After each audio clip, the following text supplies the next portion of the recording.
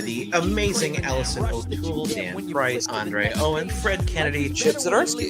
Chip, thanks for coming. What's up, folks? I'm your host, Konrad, on Wednesday Night Reviews once again. This is quite a few times now, isn't it? We are joined by Well Thompson, extraordinary creator of comics, wonderful good person, and extremely good speaker. So I might not have to do anything tonight. Wells, absolutely, as always. I think that's like the fourth or fifth time we've had you, if not more. Lost count. Yeah, it's been a hot minute. Thank you so much for taking the time to come on the show. Of course, happy to be here. Yeah. Wonder. Well, thank you. As always, just to get the ball rolling, to start off, Wells, for the folks at home who've maybe never seen your face, never heard your name, who is Wells Thompson? Wells Thompson is an enigma. Truly I'm a comic book writer and an editor, originally from Little Rock, Arkansas, and now I live in Chicago, Illinois. I mostly self-published through Kickstarter.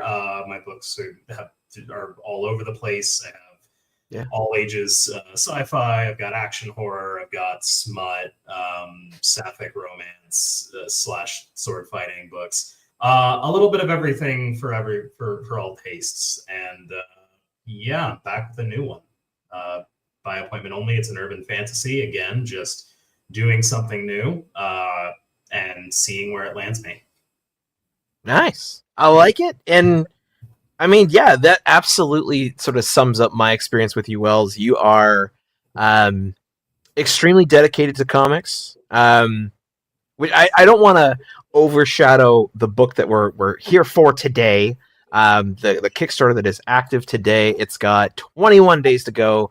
You have a massive 167 backers, though you're not quite yet at your goal. So let's see if we can't help get you there. I guess, you know what, we'll start with this book. So I'm going to bring it up on screen here. As you mentioned, focusing on sort of witches. I found the overview of the story interesting. Give me sort of, I guess, synopsis and what readers can expect. Sure thing. Yeah, By Appointment Only is a urban fantasy comic about a witch and her assistant / best friend who open up a small shop in the middle of downtown to try and help the community out using magic and potions and good sense. Everything from curing stomach aches to bringing pets back from the dead. And one day they are a frightened individual comes to them and asks for their help to find their missing boyfriend, and they discover that he might be possessed by a demon. And that's sort of where issue 1 leads us. Lovely. Well, that just sounds that person's having a very bad day. Oh yeah, Jamie's in rough shape. So I guess my first instinct, because obviously the art style that we're seeing here is very, I don't actually know the proper word for it. So know that I say this with absolute love and admiration. It's very cutesy. It's very pastel goth. Anime inspired. Yeah. One of the kind of the vibe we're going for. A little bit on the I don't want to say webtoon or anything like that, but a little bit on the more bright fun side. There are some darker themes that pop up, but I wanted it to feel a little bit like Spiritfarer or Monica Magica, where it's got some darker themes. It has some heavy subject matter in there, but there's always that cozy vibe to go back to that you can still be you can find comfort in it without necessarily needing to be beaten over the head with it. There are definitely books that I do where I want the style to feel heavy metal and grungy, and this one just felt like it needed to be a little bit more upbeat for what we're going for to land. Right. Well, I mean, the art style absolutely does it. And I would definitely say webtoon-esque, the way that the colors are done, the level of detail, like especially in the backgrounds. Maru's colors are what initially drew me to her art style. And we were featured not on the same story, but in the same book together by Visibility #1. And I think we were both in by Visibility 2, but I'd have to double check. But the story that she drew, I always kept going back to because it was just like super like cute and really, really like emotional in a good way. And she was really, at least it felt to me like, oh, this is, this really feels like it carries the weight that it needs to, and convinces you that this is like a love story worth investing in. Right on. And so I always sort of, that was the first anthology I was ever in, featured in was by Visibility #1. And so in the back of my mind, I was like, I would like to find a project for Maru and work with them someday. And I started writing this kind of mid to late last year. And there were a couple of artists that I had popping out on, but Maru was like near the top of the list. And she was available. So I was like, let's do it. Hell yeah. Yeah. Now, based on the words are just failing me today. Based on the pages that you have available on here, it seems like a fair chunk of this book is done.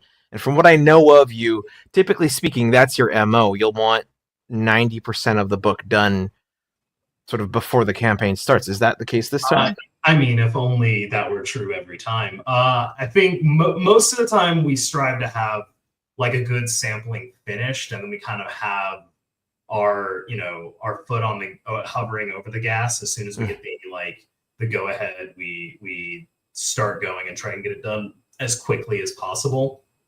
For this one, that was actually a little unusual in that we have most of the book done already prior to launch, and are just like, I don't know the exact date, but we will probably have it done by the time we wrap up. And it'll just be a matter of getting money in, getting the final people's names in the books, and then sending as the printer. So shorter turnaround time on this one for sure.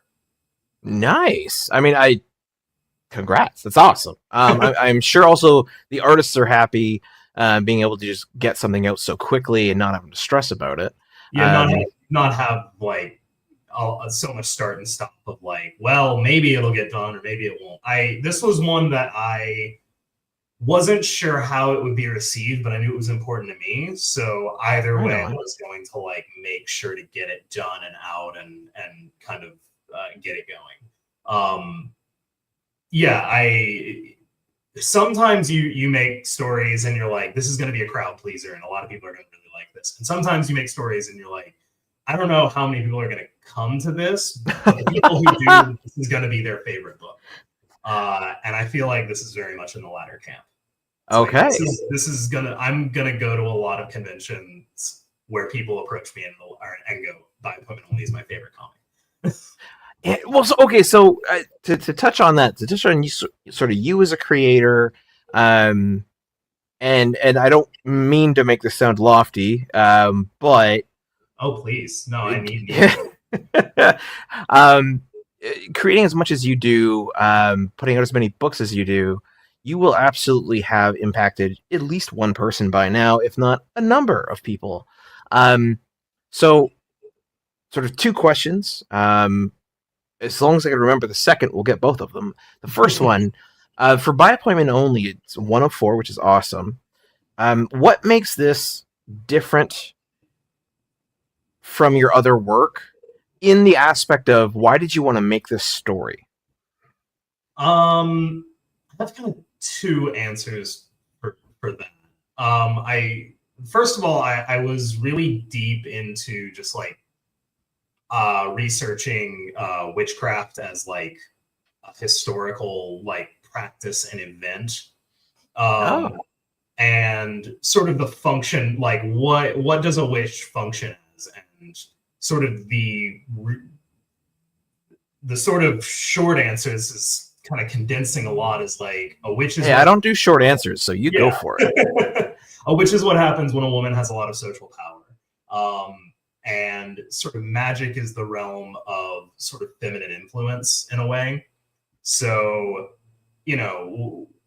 why don't you sow your crops on Friday? You're asking the wrong questions. It's a bad day, rest. Like, it's a way of, instituting norms through ways other than like hard,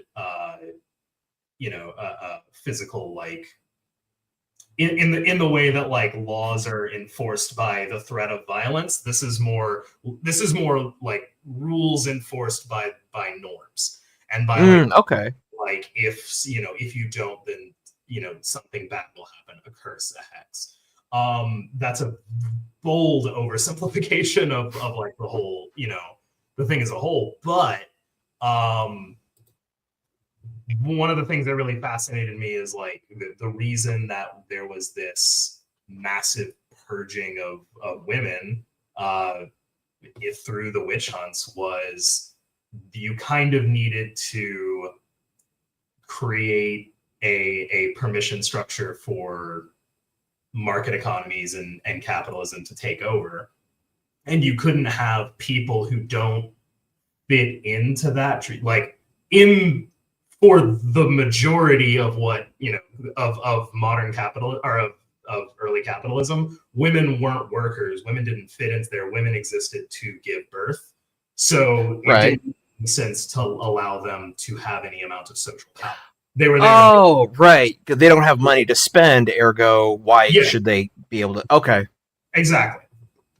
So, all that to say, a witch in the modern, like in a modern setting, a witch is someone who you could say has no place, or you could say the world doesn't have a place for, but that serves a really necessary function. So I wanted to create a character that sort of filled that niche, that was very like not concerned with money or like modern norms, but wanted to provide services to help people for its own sake. And in doing so, fill a lot of those roles that a witch would have historically. So community organizer, midwife, in some cases, sex worker. There's a lot of hats that you wind up wearing. But then also to again modernize that for the modern world, which is where the other character Starlight comes in as kind of her schedule, her like bookkeeper and best friend, person that helps her kind of navigate a world where she does in fact need to like pay rent.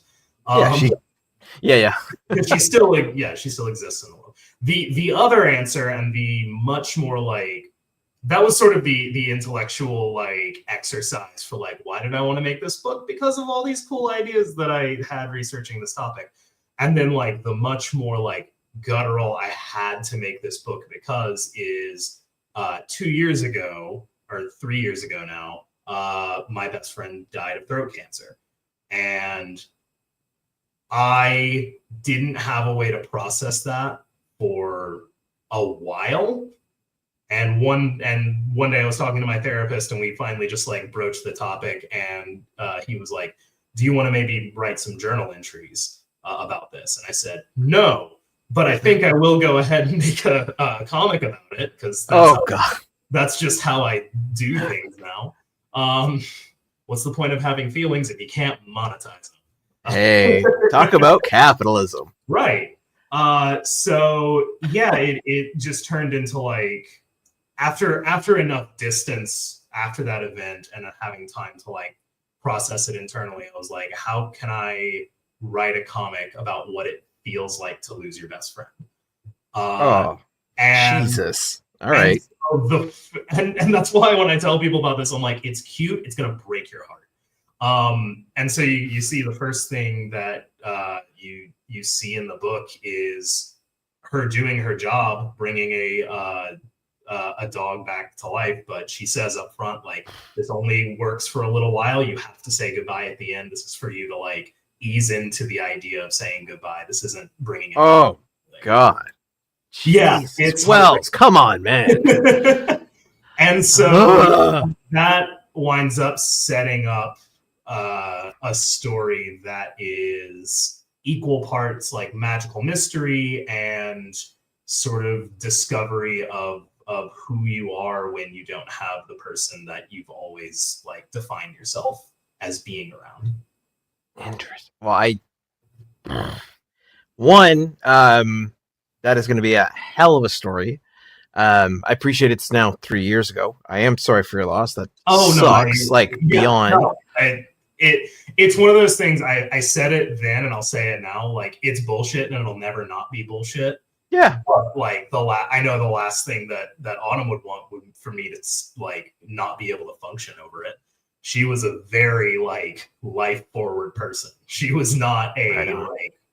Yeah, she. When I walked in to her funeral, what was it?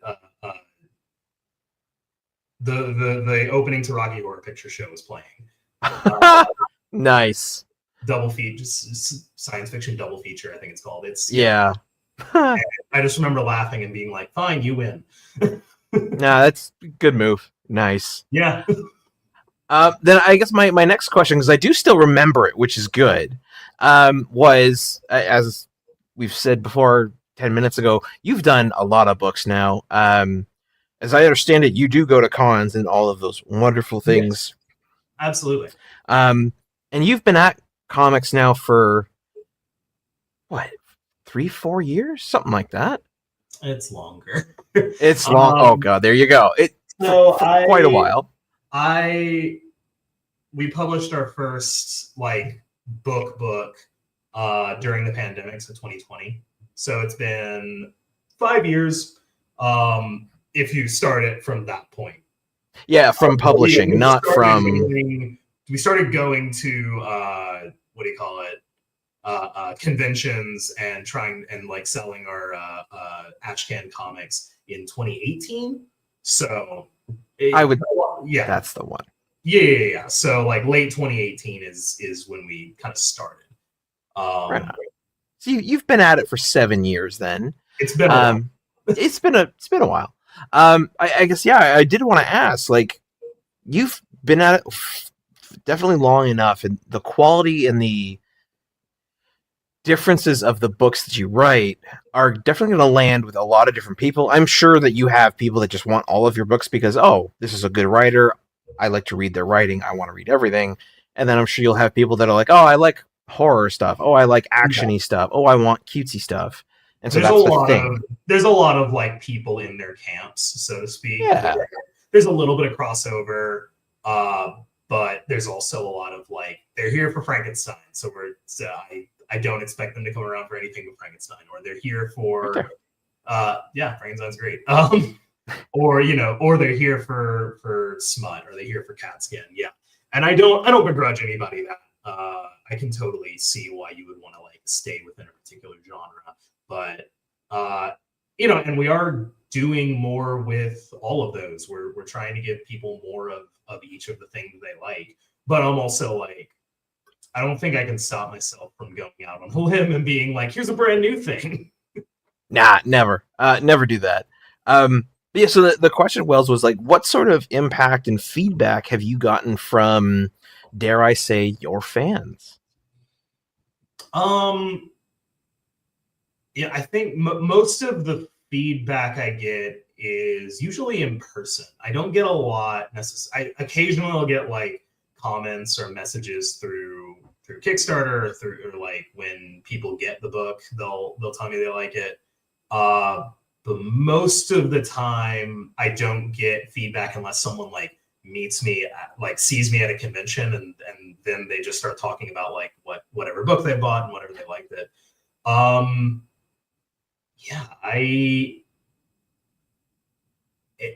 it's odd because I can't place like, it's overall good. Like I've never had anyone come up to me and be like, I hated that book. It's always been well, that's good. Great. I think,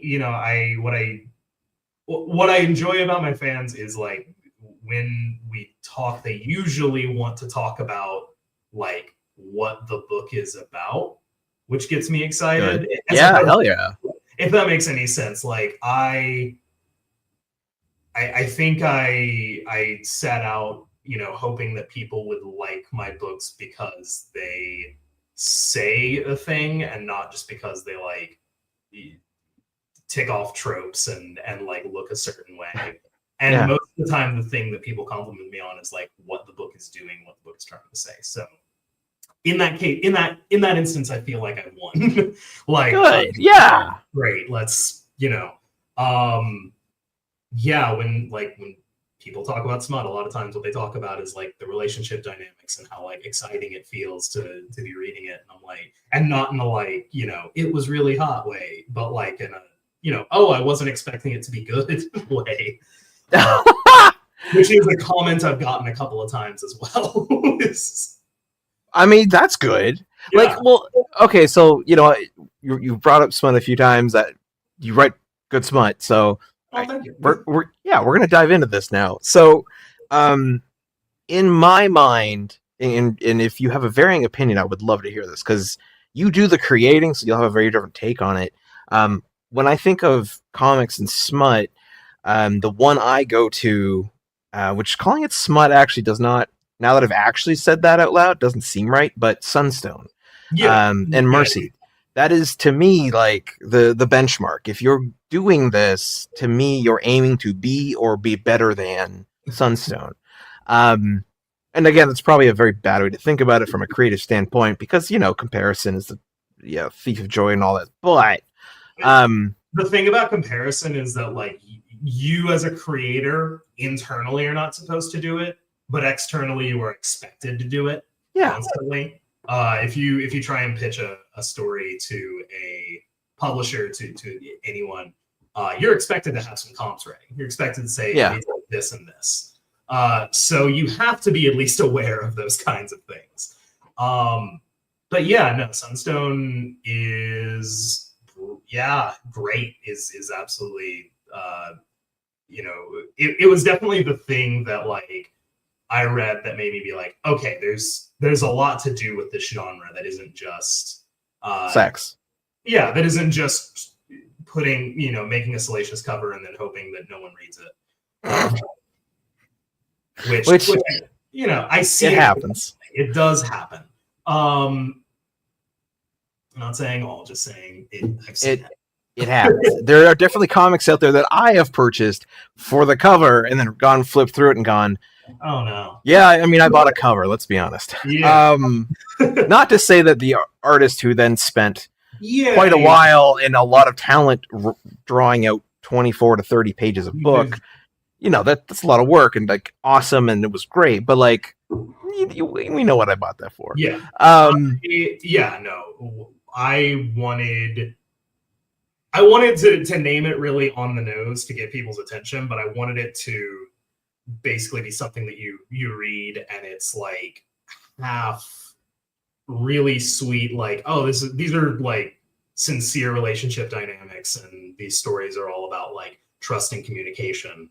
And then like half, someone who's reading this for the namesake going, oh, I could do, okay, yeah, no, that makes sense. I could do that. In like both in the broad sense of like, oh yeah, no, that's a step-by-step guide. And also like, oh yeah, no, she likes him because he's listening to her. I could probably start doing that. Maybe that should be a thing I do. Maybe just a little bit. Well, so something that I've been thinking about just through reading all the sort of different books I've been able to read and all that is character dynamics and conversation, and then the conversation without words, if you will. Now, because you've written and made so many different types of scenes, as a guy trying to become a writer myself, what's it like for you to be able to do everything from, Frankenstein, who's just like action and going through some philosophical ideas, to heartbreak and destruction that we're getting with a book that has the cutest cat. Yes, it does. Yeah, no, that is the cutest cat. Yeah. And then, going to the smut, which is straight up, sexy fun times. I guess what's it like to be able to write those different things?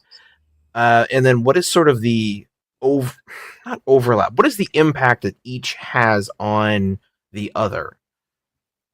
Sure. I think.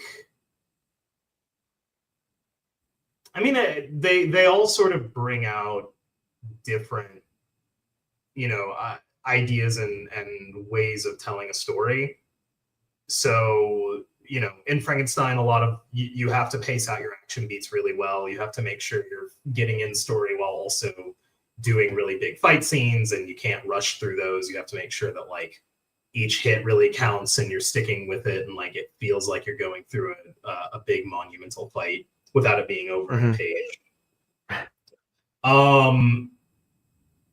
And at the same time, they all kind of feel the same in a way. It's just, what people do, I think.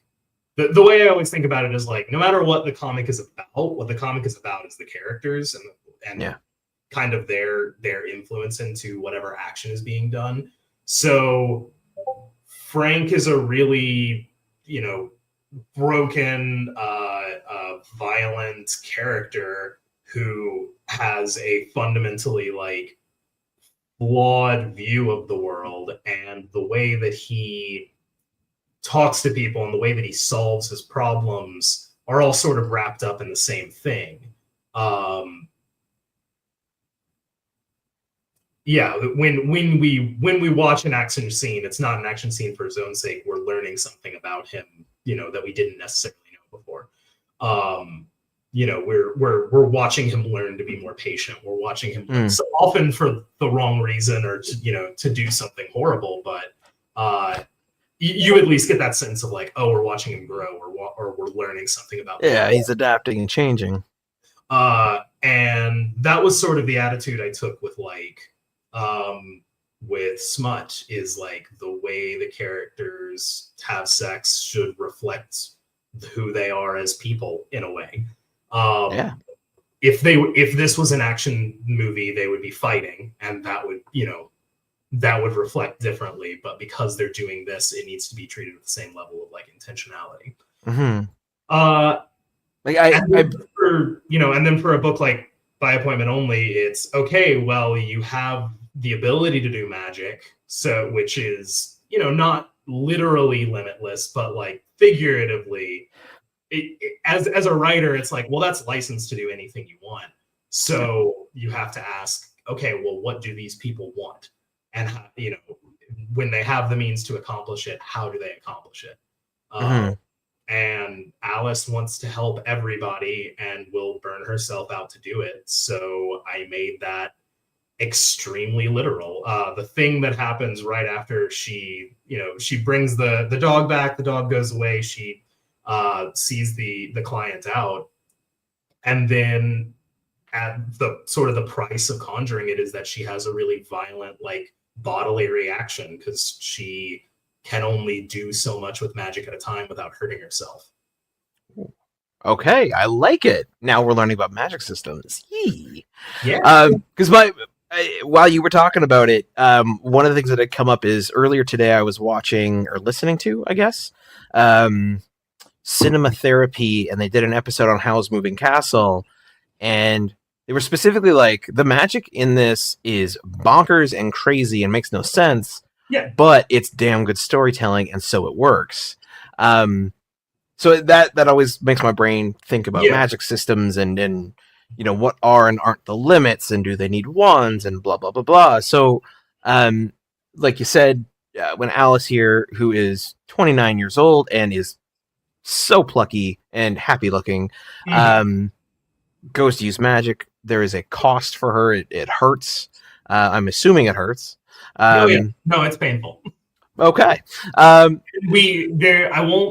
There's a reason. There's a specific reason why it's painful, but that gets into stuff that happens later in the series. So no spoilers. It's not necessarily like a hard rule that it is, but the explanation that I give later is you don't control magic, you control yourself, and you manipulate yourself, your mind, your body, your spirit in such a way that it makes the magic do what you want. So if you're trying to do something really extreme, you have to do something really extreme. It affects your body in a really extreme way. That's fascinating. I like that. Also, I like that sort of look on it. It's fun. Lots to talk about there. So given the cost that Alice pays for doing these amazing things, what drives her to do that? Because so far, from what we've talked about and what I've seen, the impression I'm getting is that this will be 4 issues of slightly episodic and then a 4-issue arc revolving this demon boyfriend and the person trying to get them help.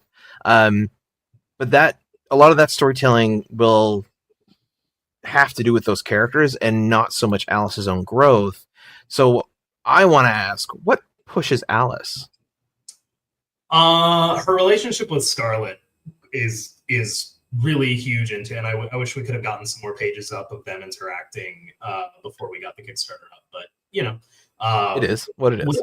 It is what it is. But basically they drive each other in a way. They have that thing where they've been together so long that sometimes they just sound like each other. They're kind of in each other's own heads, but Scarlet is someone who doesn't do magic, but is there to help Alice. And Alice is someone who sees the good in everyone and wants to help everybody, but frequently doesn't help herself. So they rely on each other in a really kind of intimate way that both leaning into the themes of the book and also like just reflecting kind of how a lot of real life relationship works. There's not really a label for it. They're best friends. They've probably made out at some points. They aren't really rushing to be like, we're dating or we're not, or they live together and they're okay with that. But it's just one of those insanely close friendships that like, where's the line? Where are the boundaries? We don't know. We don't care. Yeah. Does there need to be? Meh. Right on. I like that. But yeah, it's I think being a really powerful witch. I don't get into this in the book. I thought if we go on further than that, a little bit, but like she grew up from a line of witches. Being a really powerful witch is something that's just intrinsically, whether it's following in the long line or just I have this and I want to use it. It's just something that she wants to do, and what that means to her is helping her community as much as possible. And again, I think she needs someone watching her to be like, okay, you can't fill every hour of the day with helping people because then you don't help yourself. Yeah. Immediately when you said that, I was like, my brain was like, oh, great power comes great responsibility, right? Sort of. It's all in how you use it. A little bit of that, a little bit of like Kiki's delivery service I wanted to put in there, where it's that strong, like, if you have this thing that you love and you just do it all the time, it can very quickly grind you down if you're not careful. Oh, 100%. Well, you were cooking up something in the cauldron here that is going to absolutely devastate people. And I'm here for it. This is exciting. That being said, getting people the book, kind of an important thing. It's got all this amazing art in it. It's got all of your writing and your talent in it. You've got some amazing covers. I absolutely adored getting to work. Kara McGee is the B cover, and then Jin St. Ange is the C cover. They are both phenomenal. They brought their A game, and just it's beautiful. And then Maru did the A cover, of course. But yeah, all of the art in this is just chef's kiss. Love it. Really can't brag on them enough. No, because it's stunning, and it fits so very well, which I appreciate and love. But yeah, so getting the people the book, kind of a big deal. Now, as I mentioned earlier, your campaign has got 21 days to go, so that it ends April 22nd, I think. Something like that. I haven't checked. That sounds right. You've currently got 167 backers, and in Canadian dollars, your goal of $8,629, which I'm going to say is 7,000 or 6,000 USD. It's 6,000 American. 6,000 American. You're at 5,931 Canadian, which ought to be about 4,000 American-ish. 4,100. If you give me a second to, if you give this a second to load up. Yeah. But yeah, 4,100 and something, 60 something. I don't know. It's in there. Yeah, so getting the book obviously is important. I've been over this with you a few times, and we talked about it earlier, that this book is pretty well done. Probably in the next 3 weeks, it'll be finished. So then it's just a matter of getting the money from people, printing the books for them, and then shipping them back. But people need to get the book. So when folks out there on YouTube land, whether they're watching live with us now or sometime in the future, when they click on that back this project button, they will get the obligatory, that's not a word, obligatory pledge without a reward, which is just, hey, I like Wells, I think he does cool stuff, or maybe one of the artists, and they'll throw some cash your way, which is cool. But they probably want the book. So Wells, would you be so kind, while I have this on screen, to sort of walk us through what people can get? Absolutely. So the feature there is the starter kit. And if you're looking at these shipping numbers with your eyes popping, those are for Canadians. So not necessarily, that is not the if you're in the States, that's not going to be your shipping cost. But yeah, the starter kit, which we've started doing for every every issue that we do, issue 1 especially, which is you get the issue, the digital deluxe, so you get the extra back matter and such. Both stickers that we put out and the enamel pin, which is you get a nice little enamel pin of Chester, the orange cat. Who is it? For background reference, we've kind of mentioned it. Every witch has a talking cat familiar, and as someone who owns a lot of cats, fosters cats, I thought to myself, most talking cats are either really like snide and like treat people like peasants, or they're like overly intelligent and kind of snarky. But I've never seen a cat that reflects the true orange cat experience, which is God's perfect idiot. And so Chester is God's perfect idiot. Oh boy. Okay. We will touch on this more. So yes, the bipolar starter kit, like you said, sort of the middle of the road.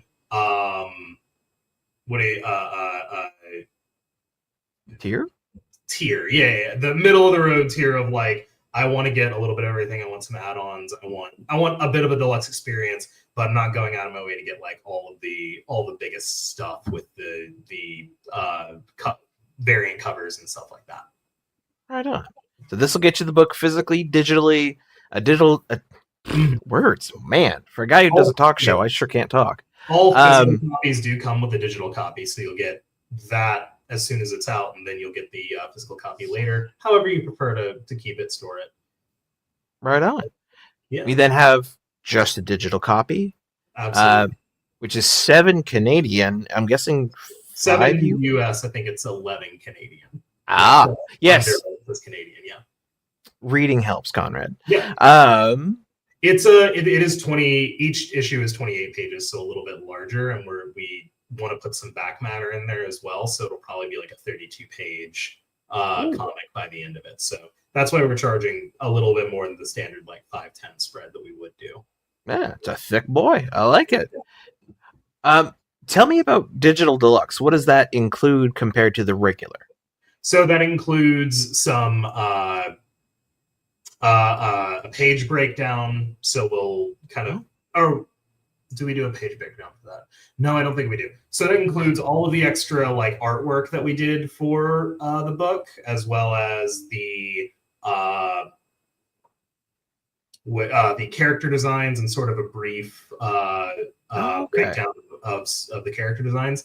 And you get the script with annotations in it. So I go through and kind of tell you what I was thinking or how it translated through the script, or sort of like, director's commentary, if you will. I dig it. All right. Yeah. And then we get into our physical copies. Absolutely. So by appointment only, A cover. You get Maru's A cover, as well as the standard digital. You can get the deluxe upgrade as an add-on if you want to, but that's sort of the standard experience. Is you're getting the book, great. Cool. Yeah. Our two variants, the B cover and the C cover, the Kiki's Delivery Service homage. That's Karen McGee's cover, which is beautiful and brilliant, and the thumbnail for the project. And the Cozy Witch Home, which is Jin Sainonge. She put in a ton of detail and little things to work on or to look at in that cover. And all of them, what I love about each of the covers, and the thing that I do find most unique and fun to look at, is that they all include Chester, and they're all each a slightly different version of an idiot cat. Nice. And so if you want, you can pick based on that. But all three are absolutely gorgeous. I don't think you can go wrong. But the B and C cover will have more limited runs, hence the more expensive price point. Makes sense to me. Yeah. And you already have, like, for each of them, you got 6 backers and 5 backers. We also have we had an early bird reward system, so a bunch of people got them on that as well. So you don't see all of the backers as they follow with that, but the iridescent holofoil, which is the A cover with that beautiful metallic rainbow holofoil cover. Which is beautiful, and I absolutely love it. And we tend to do slight glossier paper with that. So if you like really glossy paper, go with that one. Shiny. That's what I'm hearing. Shiny all the way through. And then the collector's tier is all 4. We do it at a slight discount. So if you want to grab everything, get a little bit more bang for your buck. And then everything tier is that, all of the different covers, plus all of the different add-ons specific to the thing, with the big exception being we have a very limited add-on that's actually adding yourself into the back matter, essentially, where you ask Alice a question and she answers in character as like an advice column. Oh, that is so cute and cool. Yeah. Man, I've said this before, I will say it again, and I will never stop saying it probably. You, Wells, as well as many other comic creators, keep finding these amazing, cool ways in Kickstarter campaigns to get the audience involved. Mm-hmm. Because I think that's cool. I mean, one that I personally love is being drawn into books. I am on the cover of a few comics. I am inside of a few comics. I think my favorite of them is me appearing as a wizard, because that's cool. So yeah, anytime weird for it, honestly. Yeah, right. It works. Wizard or dwarf, it had to be one or the other. Yeah, I appreciate they didn't try and thin me out or anything. I was just like, it's just me. It's like I'm kind of like a chubby bearded dude and got a staff, and they're like, all right, love it. But I think doing this where you've got them, like, they submit a question as though it were, a magazine article or whatever, and then Alice is going to answer it. Chef's kiss. Like, it's so cool. Yeah. We thought it would be a fun way to be a little bit more interactive and to bring people into the party and to, show a little bit more of the personality and the, again, kind of reinforce that, this is a community role vibe. So of course you would have an advice column. Of course you would have a blog of some kind. Oh yeah. Yeah. I mean, that's beauty. You've got your adopt a page. Hell yeah. Tier comes back. So everything in the everything tier, plus you get a page to adopt. So that means you get to read the book early. You get to select a page, whatever page is your favorite, in order of who gets it first. So the first person, there's one backer who's got an adopt a page. If we get 2 more, they'll get, first person will get first dibs, second person will get their second choice, third person will get their. You get your name at the bottom of the page. You also get your name in the thank you section automatically, and you get a 11 by 17 poster of the page that has your name at the bottom for you to hang up wherever you want, in your house, in your basement. I'm not your mom. But something the physical that's very like, I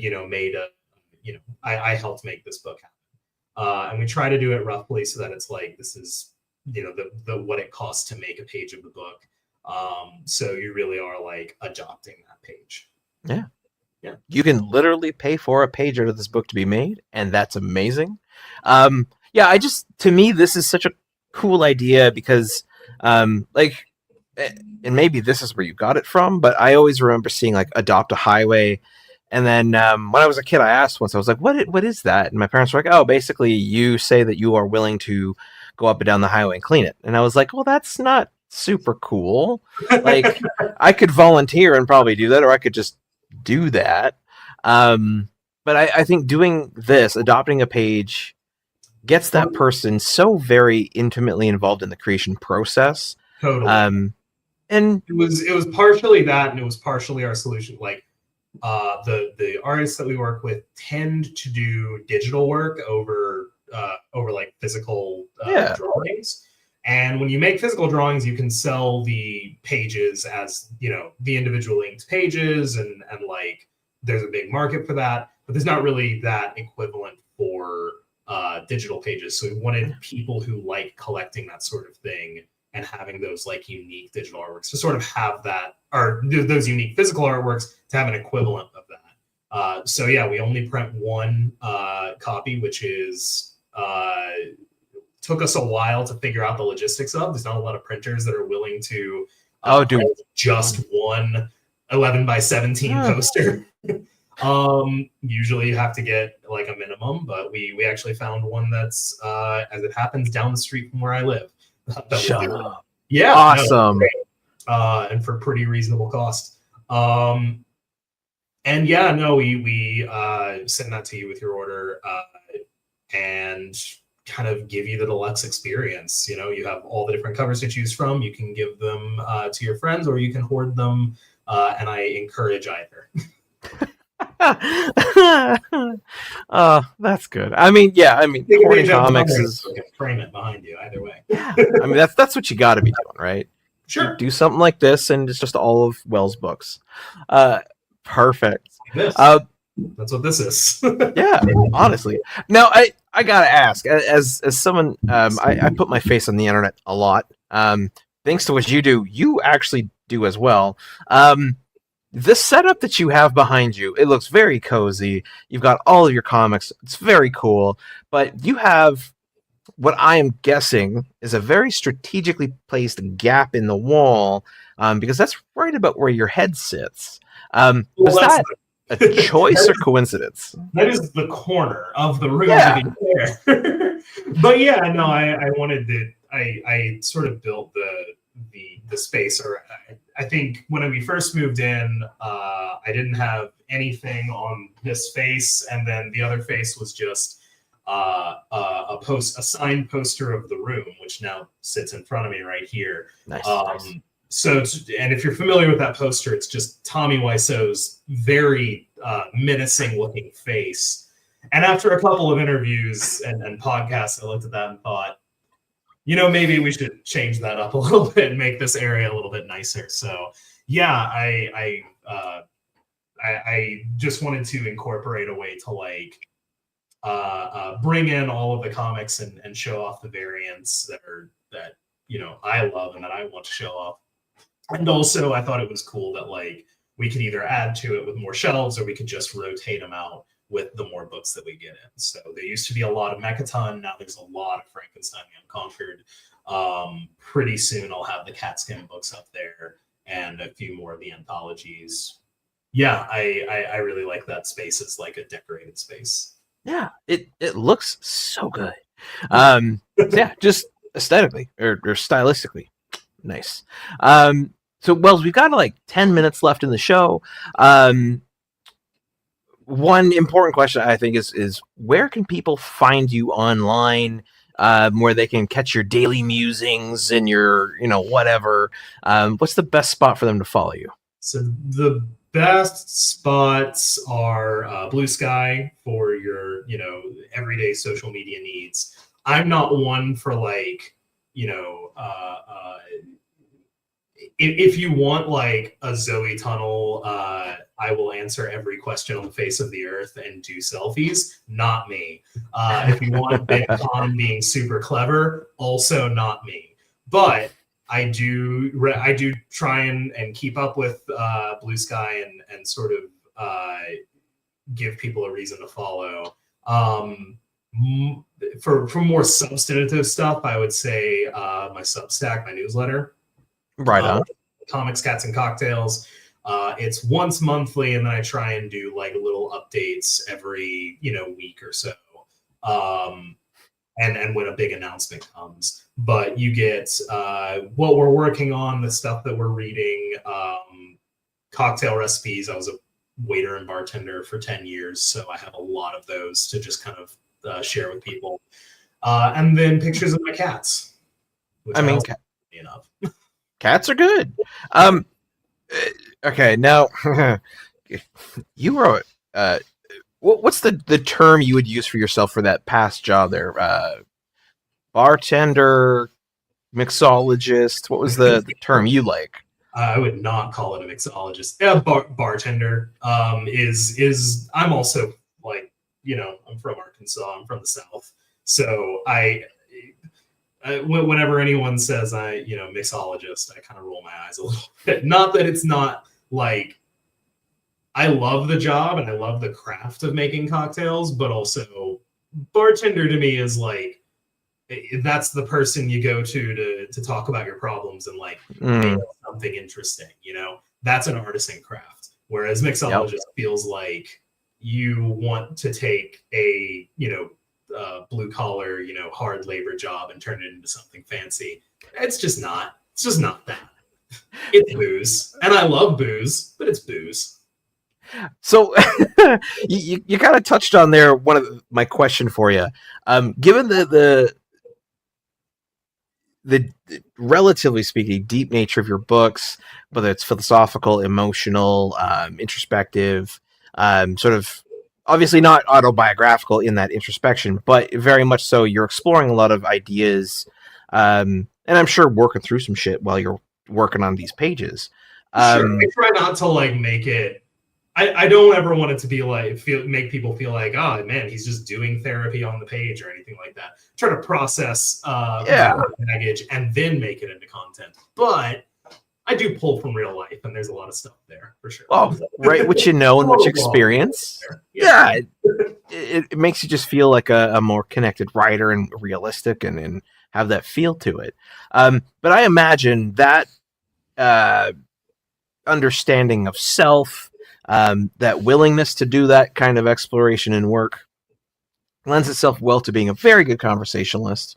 I mean, we've been at it for almost an hour, and this has been a lot of fun, but I imagine if you're also handing me beer or other, maybe a Manhattan or a whiskey on the rocks, or just the way I like is just straight, just neat, I imagine that makes you a very good conversationalist.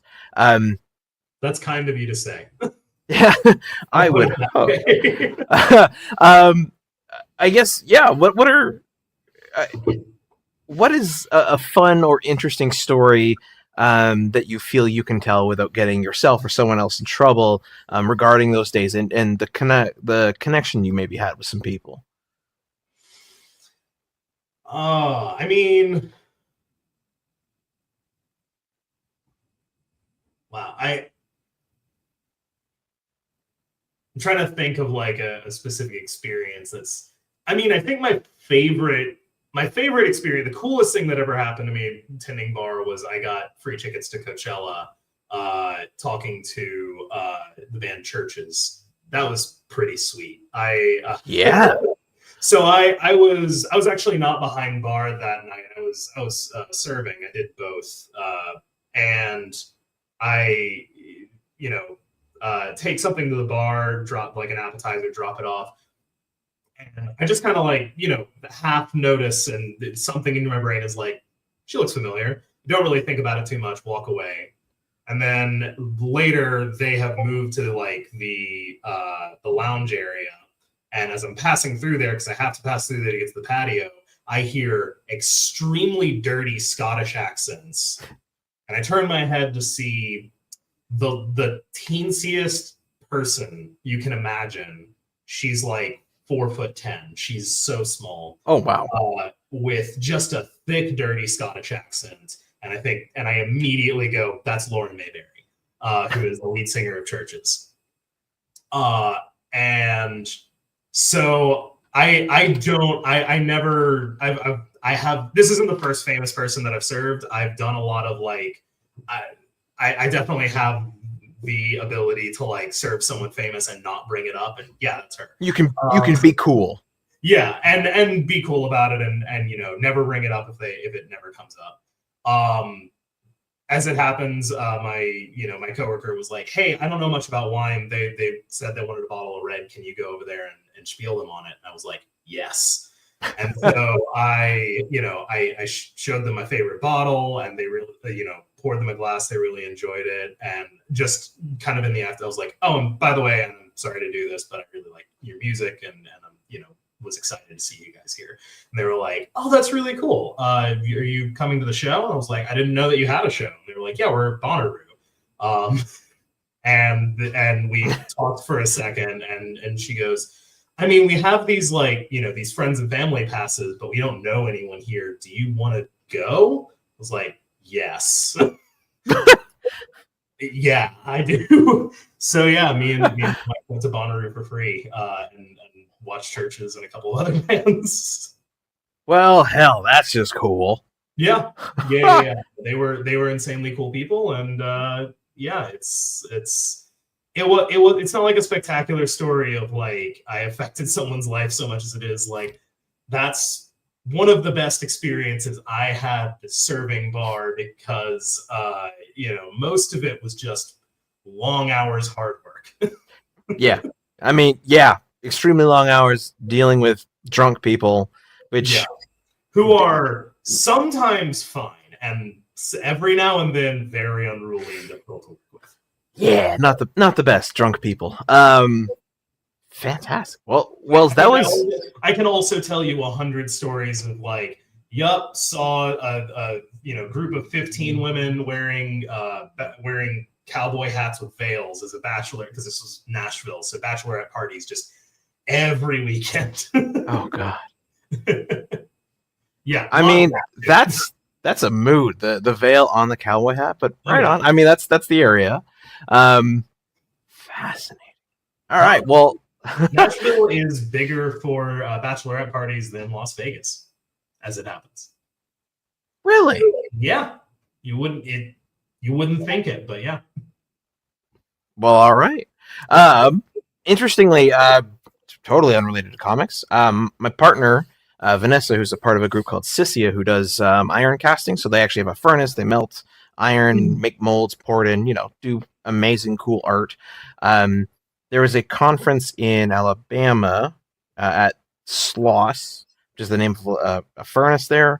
So Vanessa is on her way there with some friends and family who are all into it. And they actually were in Nashville today. No. Yeah, yesterday. They got there yesterday. They were in there overnight at the hotel, and they left for Alabama today. Weird coincidence. Yeah.